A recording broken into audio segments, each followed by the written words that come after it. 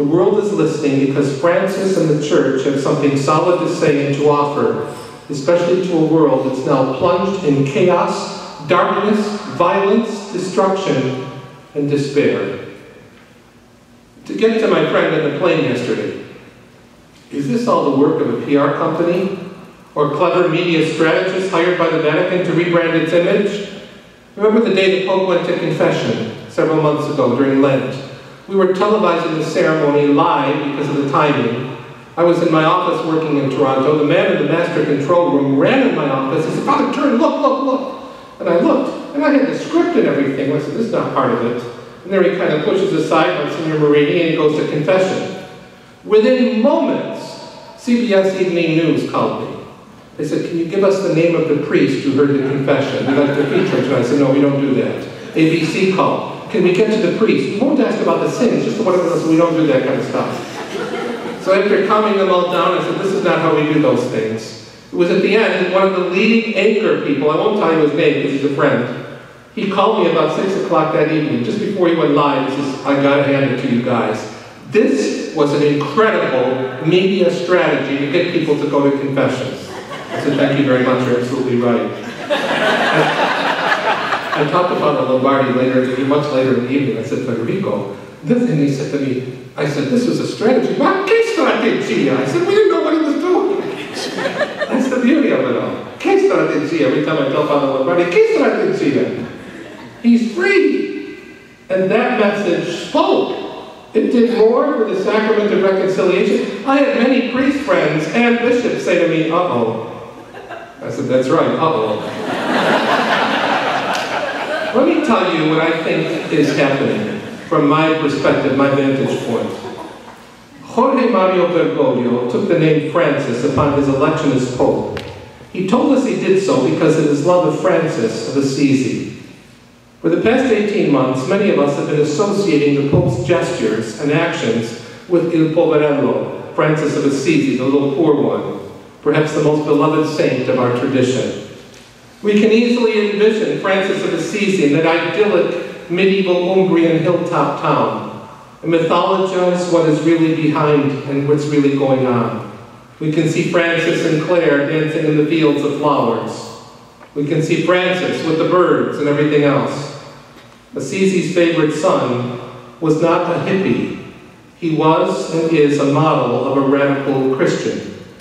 One day as a young man, Francesco Bernardone, that was his family name, heard the plea of Jesus from the crucifix in the dilapidated San Damiano chapel, "Go and repair my church."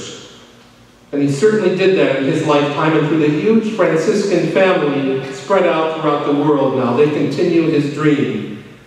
Many of us have spent the past 18 months finding many similarities between Francis of Assisi and Francis of Buenos Aires, who took up residence in a guest house in Vatican City, rather than the luxurious papal apartments in the Apostolic Palace. We can become easily fixated on the Pope catching eye-catching, buzz-causing externals and great photo opportunities. A Pope who abandoned the red shoes, which were never part of the get-up anyway. A Pope who dresses modestly, who pays his own lodging bills, who drives around Vatican City in a Ford Focus, or in Korea with a Kia Soul, who calls many people on his phone, who brings jam sandwiches to guards on duty at his door, who invites street people to his birthday breakfast. He specializes in kissing babies, embracing the sick, disfigured, broken bodies, and the abandoned of society. And a lot of us sit back and say, "Oh, che papa," if you're Italian. "Oh, this is so fine. This is incredible. I can relate to that." This is not the whole story, and this is where we have to be careful. I realize more and more that over the past months, while I've always loved and continue to love Francis of Assisi and all the romantic ideals he stood for, Francis of Buenos Aires doesn't transport me back to medieval Assisi. He takes me back to Bethlehem, to Galilee, and to Jerusalem. Everything he's now doing is an imitation not only of his patron saint, who loved the poor, embraced lepers, charmed sultans, made peace, and protected nature. What he's doing is imitating the child of Bethlehem, who would grow up to become the man of the cross in Jerusalem, the risen one that the tomb could not contain, the one that we Christians call Savior and Lord. Francis has given us a powerful glimpse into the mind and heart of God. And I can speak personally that I have to receive these texts sometimes early in the morning. I've read everything he's written and said. And I found myself at times laughing, rejoicing, crying, and stopping what I'm doing and saying, oh my God, why is this touching me as it is? On the late afternoon of March the 13th, 2013, 24 hours after I had been thrown out of the Sistine Chapel, Bergoglio received the call to go, rebuild, repair, renew, and heal the church that was broken. What we have witnessed over the past month is simply a disciple of Jesus and a faithful disciple of Ignatius of Loyola and of Francis of Assisi, repairing, renewing, restoring, reconciling, and healing the church. There are those who delight in describing the new pope as a bold, brazen revolutionary sent to rock the boat. Others have already announced that he's caused a massive shipwreck. But the only revolution that Pope Francis has inaugurated is a revolution of tenderness, the very words he uses in Evangelii Gaudium number 88. And I quote, "For just as some people want a purely spiritual church without flesh and without the cross, they also want their interpersonal relationships provided by sophisticated equipment, by screens and systems which can be turned off and on command. Meanwhile, the gospel tells us constantly to run the risk of face-to-face encounters with others, with their physical presence which challenges us, with their pain and their pleas, with their joy which infects us in our close and continuous interaction. True faith in the incarnate Son of God is inseparable from self-giving, from membership in the community, from service, from reconciliation with others. And the clincher, the Son of God, by becoming flesh, summoned us to the revolution of tenderness. It is this revolution that is at the heart and the soul of Pope Francis's ministry.